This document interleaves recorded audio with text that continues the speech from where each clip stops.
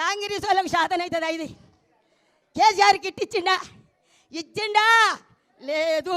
రైతు భరోసా ఇచ్చిండా, రైతు బంధు వేసిండా, 2 లక్షల రుణమాఫీ ప్రతి రైతుకు చేసిండా.